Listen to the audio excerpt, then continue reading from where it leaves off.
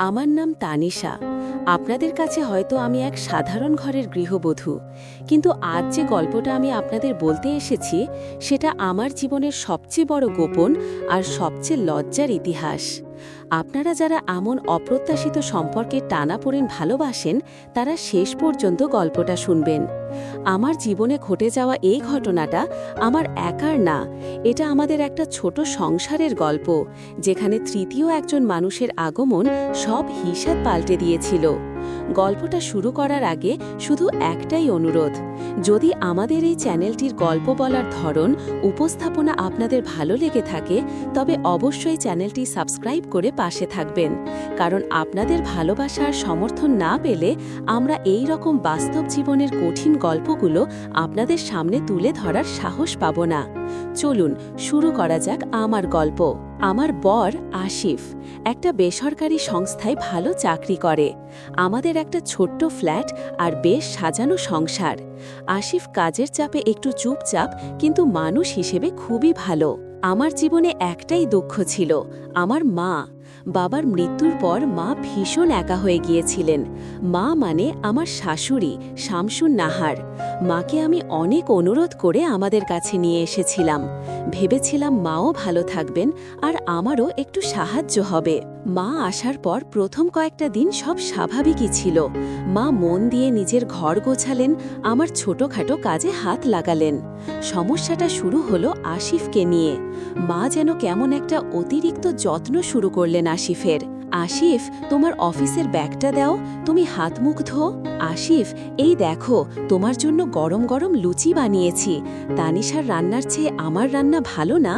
আসিফ প্রথমে একটু অপ্রস্তুত হতো, কিন্তু মার যত্ন তো, সে আর কিছু বলতো না, শুধু বলতো, মাসিমা আপনি কেন এত কষ্ট করছেন, রুমা তো আছে। মা মুচকি হেসে বলতেন, তুমি আমার মেয়ের জামাই বাবা, কষ্ট কিসের, আমার তো এখন কাজ নেই। আমি প্রথম দিকে খুশিই ছিলাম, যাক বাবা আমার কাজের চাপটা তো একটু কমলো। কিন্তু আস্তে আস্তে আমার চোখে পড়তে লাগলো কিছু ছোট ছোট দৃশ্য। আসিফ অফিস থেকে ফিরলে মাই সবার আগে দরজা খুলতেন। আসিফের মাথার ঘাম মুছে দেওয়া, জামার কলার ঠিক করে দেওয়া, সব কিছুতে যেন একটা আলগা যত্ন মিশে থাকত। একদিন আসিফ শার্ট পরছিল, মা হঠাৎ এসে বললেন, ইস বোতামটা ছিঁড়েছে তো, দাও আমি সেলাই করে দিচ্ছি। আসিফ ইতস্তত করছিল, কিন্তু মা প্রায় জোর করেই শার্টটা হাতে নিয়ে সেলাই করলেন। আমি দূর থেকে দেখতাম। প্রথমে মনে হতো এ তো মা, মেয়ের জামাইকে একটু যত্ন করবেই, কিন্তু কেন জানি না এই যত্নের মধ্যে এক প্রকার চাপা অধিকার দেখতে পেতাম আমি, যা আমাতে একটু একটু করে অস্বস্তিতে ফেলছিল। মাসখানেক পরের কথা, একদিন আসিফের ভীষণ জ্বর এলো। আমি রাতে ডিউটি করে এসে খুব ক্লান্ত, তাই আসিফকে ওষুধ খাইয়ে আমি ঘুমিয়ে পড়ি। মাঝ রাতে আসিফের কাশি শুনে আমার ঘুম ভাঙল। দেখি পাশে আসিফ নেই। আমি উঠে বসার আগেই দরজা ঠেলে ঘরে এলেন আসিফ, কিন্তু সঙ্গে মা। মার হাতে জল আর একটা বাটিতে গরম দুধ।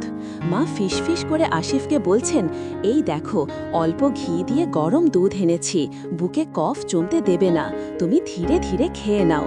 আসিফ বিছানায় বসে মার দিকে তাকিয়েছিল। ঘরের ডিম লাইটের আবছা আলোয় আমি দেখছিলাম সেই দৃশ্য। মা দুধের বাটিটা আসিফের হাতে দিয়ে আসিফের কপালে হাত রাখলেন। এক আলতো স্পর্শে, এই স্পর্শে কোনো শাশুড়ির মমতা ছিল না, ছিল যেন এক অব্যক্ত আকাঙ্ক্ষা, যা কোনো সামাজিক সম্পর্কের বাঁধনে বাঁধা নয়। আসিফ চোখ বন্ধ করেছিল নাকি ইচ্ছে করেই বন্ধ করে রেখেছিল আমি জানি না, কিন্তু এই গভীর রাতের নিস্তব্ধতায় দুটো মানুষের মধ্যে যে নীরব ইশারার খেলা চলছিল সেটা আমি স্পষ্ট টের পেলাম। মা কিছুক্ষণ বসে থেকে একটা দীর্ঘ শ্বাস ফেলে ঘর থেকে বের হয়ে গেলেন। আমি চোখ বন্ধ করে শুয়ে থাকলাম। আমার মন বলছিল, এ শুধু অসুস্থ জামাইয়ের প্রতি শাশুড়ির যত্ন নয়, এখানে কোথাও একটা ভুল ইঙ্গিত চলছে। কিন্তু কাকে বলবো? এই কথা শুনলে কি কেউ বিশ্বাস করবে? এরপর থেকেই যেন সব পাল্টে যেতে থাকলো। মা আর আসিফের মধ্যে একটা অলিখিত বোঝাপড়া তৈরি হয়ে গেল। তারা কথা কম বলতো, কিন্তু চোখে চোখ পড়লেই একটা অদ্ভুত নীরবতা নেমে আসতো। আমার সামনে মা যেন আরও বেশি করে আসিফের খেয়াল রাখতেন। একদিন আমি রান্না করছিলাম, মা হঠাৎ পেছন থেকে এসে আমার কানের কাছে ফিসফিস করে বললেন, তোমার কি আজকাল আসিফের দিকে মন নেই? ইদানিং আমিই সব দেখছি। পুরুষ মানুষ একটু যত্ন না পেলে কি ভালো লাগে? মার এই কথাগুলো শুনে আমার রাগ হলেও আমি চুপ করে গেলাম। এর কিছুদিন পর আসিফের অফিসের একটা গুরুত্বপূর্ণ মিটিং ছিল। সে খুব দুশ্চিন্তায় ছিল। রাতে আমাদের ঘরে আমি ওকে বোঝানোর চেষ্টা করছিলাম, কিন্তু সে নিজের মনেই অস্থির হয়ে পায়চারি করছিল। হঠাৎ মা আমাদের ঘরে ঢুকলেন, হাতে কফি মগ। আসিফ, এত চিন্তা করো না, এই নাও কফিটা খাও। আসিফ কৃতজ্ঞতার দৃষ্টিতে মার দিকে তাকালো। মা এসে ওর পাশে বসলেন। আসিফ তখনও চেয়ারে। মা ওর কাঁধের ওপর দিয়ে হাতটা এনে আলতো করে ওর হাতের ওপর রাখলেন।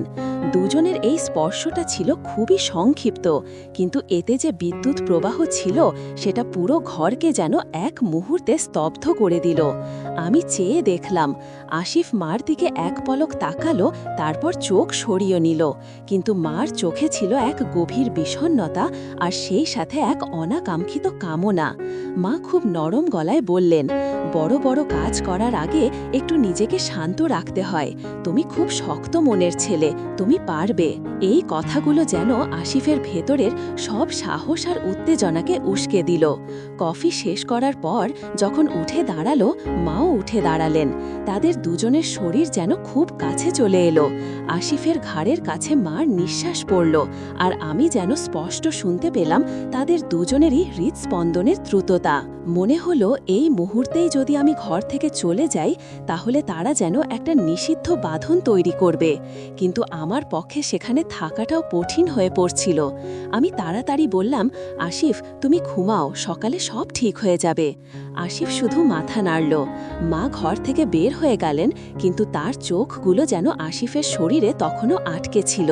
আমার মনে হলো আমার চোখের সামনেই একটা ভয়ানক খেলা চলছে, আর আমি সেই খেলার সাক্ষী হয়েও কিছু করতে পারছি না।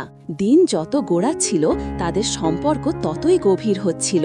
তবে এটা কোনো সামাজিক সম্পর্ক ছিল না, এটা ছিল পুরোপুরি আবেগের বশবর্তী হয়ে তৈরি হওয়া এক অবৈধ, গোপন এবং নীরব প্রেম। এই সম্পর্কের কোনো সামাজিক মর্যাদা ছিল না, ছিল শুধু চরম পরিণতি আর অপরাধবোধের ভয়। আসিফের অফিস থেকে ফেরার সময়গুলো যেন মার জীবনের সবচেয়ে গুরুত্বপূর্ণ সময় হয়ে দাঁড়ালো। মা গোসল সেরে একটা পরিপাটি শাড়ি পরে অপেক্ষা করতেন, আর আসিফও যেন মার এই অপেক্ষার মূল্য দিতে শিখল। একদিন বিকেলে আমি আমার এক বান্ধবীর বাড়িতে গিয়েছিলাম। সন্ধ্যার পর আমার ফিরতে দেরি হচ্ছিল। মা আমাকে ফোন করে জিজ্ঞেস করলেন, কখন ফিরবি রুমা? অনেক রাত হয়ে গেল তো। মার স্বরে অস্থিরতা ছিল। আমার ফিরতে রাত 10টা বেজে গেল।